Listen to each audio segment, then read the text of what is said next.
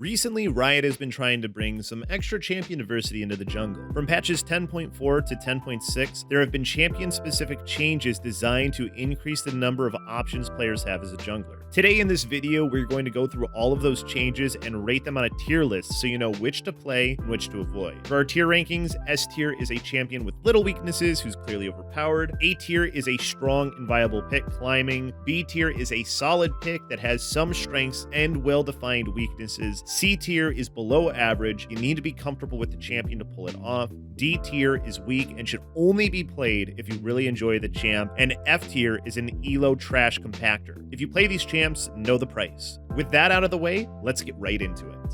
Show me something new!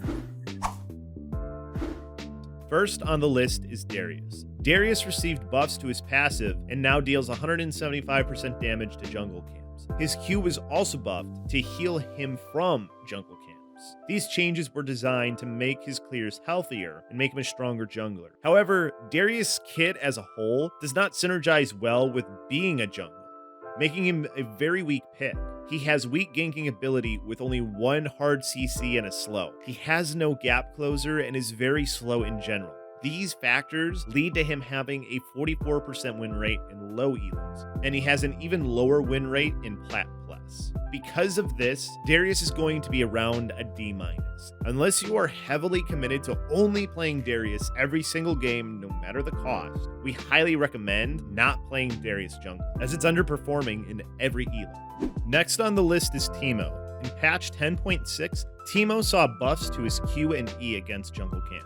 His blind lasts twice as long on monsters, and his poison deals 150% damage against them as well. These added some nice quality of life buffs to Teemo that improves his clear. Despite this though, Teemo is still a very weak jungler in the early game, having a very weak early presence and a pretty slow first clear. That being said, his clear does start to ramp up after his first back, with the assistance of attack speed and his ult doing AoE damage to camps. Teemo can be very strong at dueling some AD champs, especially after a few levels and items. With all these changes, we're going to place Teemo jungle in C tier, as he has around a 50% win rate in low elo, making him playable especially at low ranks. With that being said, it is possible to achieve high elo with Teemo jungle, as Manco 1 plays Teemo jungle almost every game and is currently sitting in Grandmasters. This is absolutely not to say that if you master Teemo, you'll reach high elo. Even Manco himself says that Teemo is a B tier jungler at best if mastered, and the main reason Manco is in Grandmasters is due to his strong fundamentals, such as his jungle tracking skills. If you plan on playing Teemo, Hail of Blades and Dark Harvest are the main keystones you will be taking on him. For your core item build, you want to go Red Smite with Runic Echoes. This is because the extra dueling potential and the damage over time stacking with your poison is way more useful than the slow that Chilling Smite gives. Teemo has plenty of mobility and can slow people with his ult, making Red Smite the better choice. If you want to learn from the best, Manco uses Hail of Blades and Red Smite almost exclusively on Teemo jungle, with his core items being Red Smite, Runic Echoes, Nashor's Tooth, and Liandry's Torment. The next champion on the list is Diana, who received a 150% damage increase to her passive against monsters. One of the main drawbacks with Diana jungle is that it's not as strong as Diana mid or top, which means you will be playing her in a suboptimal role. Also, she has a bit of a learning curve as a jungler, so playing her may require some practice.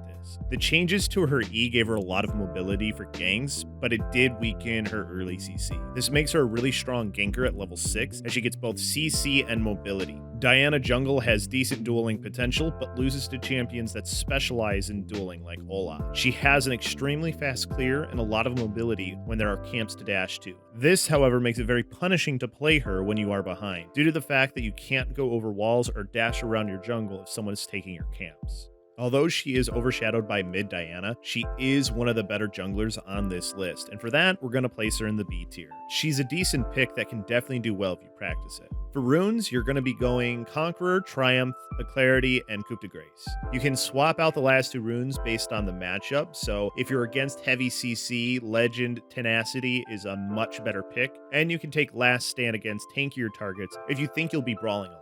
For your secondary tree, you'll be going Domination with Sudden Impact and Ravenous Hunter. For your jungle item, you'll be going Runic Echoes with Red Smite if you're up against immobile champs, or Blue Smite if you're up against mobile champs you need to stick to. Your core build path will be Runic Echoes, Sork Shoes, Nashers, Zanyas, Rabadons, and Morellos. To finish off the build, you can take Void Staff if you're up against MR, Hextech Proto Belt if you need extra burst or mobility, Lichbane if you need to pop your targets, and Banshees if they have heavy AP or lots of CC. Next, we're going to look at Garen. Garen's E was buffed, now dealing 150% damage to jungle camps. Even with these changes, Garen jungle is still very lackluster. Looking at his stats, he's at about a 47% win rate in silver, and that's the best elo he's performing in. Everywhere else, he's seeing around a 45% win rate or worse. His ganks are really weak, as his gap closer isn't the best and he doesn't have any hard CC. If you build tank, you'll be weak throughout the whole game. Building him in a more bruiser or damage-oriented style increases his win rate a little bit, but it doesn't make up for his glaring weaknesses. Garen is going to be a D-, much like Darius. He's just too underwhelming to justify anything else.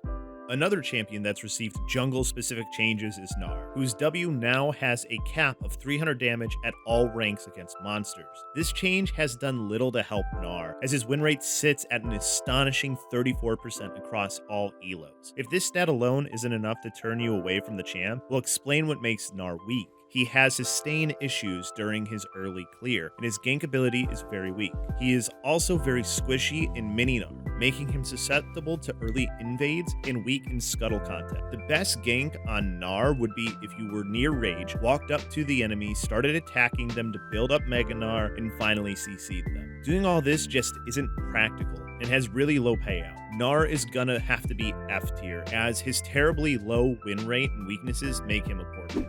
We've been talking about a lot of really weak junglers, so let's talk about one who's doing at least a little bit better. Mordekaiser. Mordekaiser's passive got a damage increase to monsters, which did help his clear out a bit. He has a decent early clear now, and his ganks are okay, as he has CC from his E and R. However, his weaknesses lie in his low mobility, long cooldowns, and a weak early game as he relies on items. Once you pick up Rylai's, he does become pretty good at sticking to his target even without ult. Considering all this, we're going to put Mord down as a high D, just missing the mark of being a C tier jungler, but definitely a step above Darius and Garen.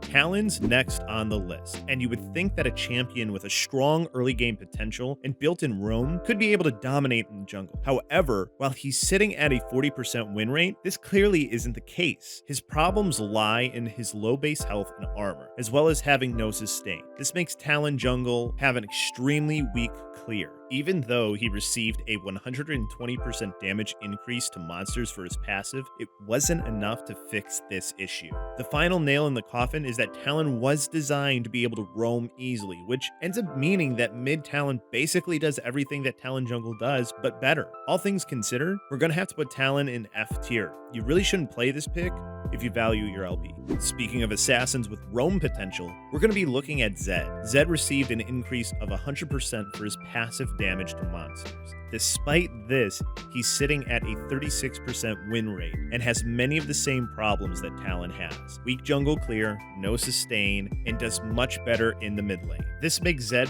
probably the worst jungler choice out of the bunch, so we're placing him as an F- or lower if we had the option. Moving on from the junglers that suck your LP like a black hole, we have Poppy. Poppy's Q got an increase in the max health damage cap against monsters. This, plus the fact that she has a kit that fits into the jungle role very well, makes her one of the best new junglers from these patches. She is a very powerful counterpick into champions that have a lot of dashes because of her W. She has a strong gank with 2 hard CCs and a slow, and her ultimate is extremely powerful in team fights, especially for objective control. You can easily ult the enemy jungler away when you're about to secure Baron, or ult the most fed target out of a fight and roll over their team. Her passive shield helps to reduce the damage you take from your clear, making it so you're relatively healthy. The main weaknesses of Poppy jungle is that she's a bit weak with early game damage, like most take junglers are, which will result in lost 1v1s and weak scuttle control. We're going to place Poppy in the A tier.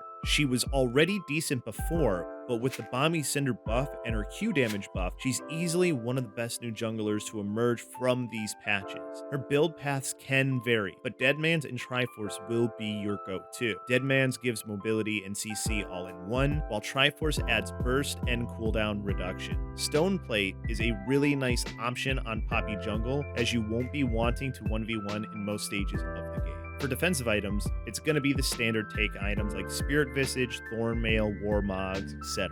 You'll want to build these based on the enemy team's damage type. For more offensive items, you can go bruiser items like GA and Sterix, which are especially powerful when you're snowballing. You can also take lethality depending on the matchup, as Umbral Glaive has a very useful passive, and the active from Youmuu's gives Poppy a huge speed boost to strengthen her already powerful ganking potential. From here, we're going to be moving on to some of the mage junglers. First of the bunch is Brandt, whose passive now deals 120% damage to jungle camps. Brandt is sitting around a 46% win rate and is looking decent, all things considered. He has an okay clear speed and can kite the camps to have a relatively healthy clear. However, he is very reliant on his cooldowns, so if you get invaded, you're pretty much dead. This makes his matchup against assassin champs even more unbearable. He becomes a much more effective pick against tanky junglers and tanky teams. Since Brandt can do decently well, especially in certain situations, we're going to be placing him as a low C. Brandt jungle does have a pretty small sample size, so it is hard to say what the definitive best setup for him is just yet. Dark Harvest is the main keystone that he takes, as it gives extra burst and teamfight potential with Cheap Shot, Eyeball Collection, and Ravenous Hunter in the domination tree. For his secondary, he can bring Sorcery or Inspiration, as it adds extra utility. He also has the option to run Phase Rush or Glacial Augment in matchups when he needs extra mobility or CC. For his rune stats, attack speed runes help a lot for your jungle clear, so attack speed, adaptive, and armor are going to help the most. It's also worth mentioning that his win rate with attack speed runes is a bit higher, but again, low sample size. Another mage that received some jungle specific buffs is Morgana.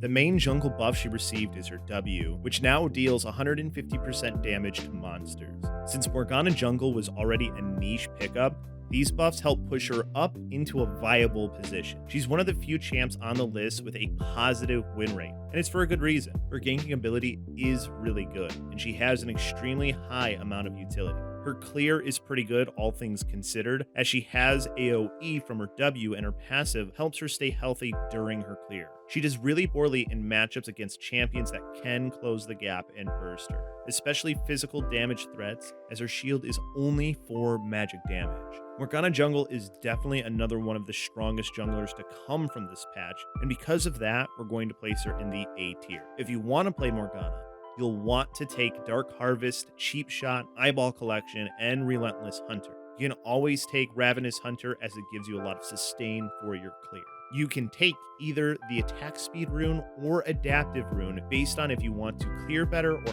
have more damage. For your jungle, you'll want to go Blue Smite and Runic Echoes. You also have the option of picking up an early Dark Seal, which helps with mana, increases sustain from the refill pot, and gives some nice early stats. Zanya's, Liandry's, and Morello are going to be your core items. Zanya's has strong synergy with her ult, Liandry's is powerful in prolonged fights and is refreshed from your W, and Morellonomicon has strong stats for Morgana. It's extremely useful against teams with heal. Next is Shen, who received an increase in his Q's max damage against monsters. Shen has a lot of defensive tools for himself and his teammates. However, his clear is slow and he doesn't offer much damage for his team. One of Shen's strengths traditionally is his ability to split push and immediately join the fight.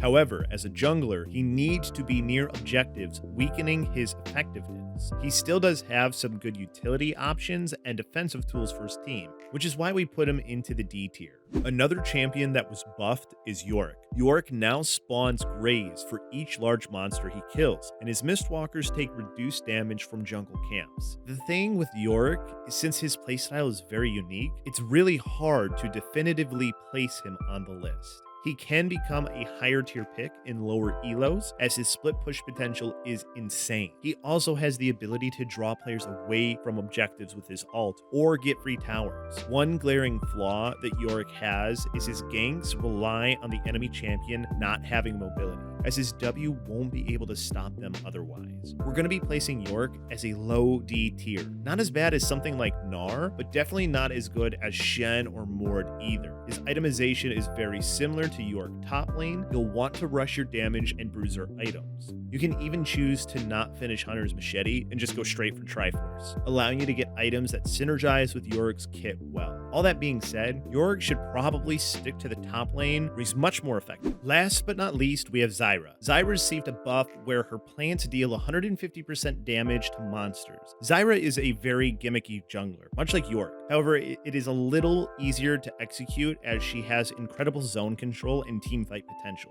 This lets her have solid DPS on objectives or be extremely strong when fighting around Baron. Her clear is also pretty decent as her plants can tank and she has some AoE. That being said, she is immobile and squishy, making her easy prey for counter jungling. She is also very vulnerable while her abilities are on cooldown. So we're going to be placing Zyra as a low D. She has some strengths that keep her from being bottom of the barrel, but she also has some big weaknesses that can be easily abused.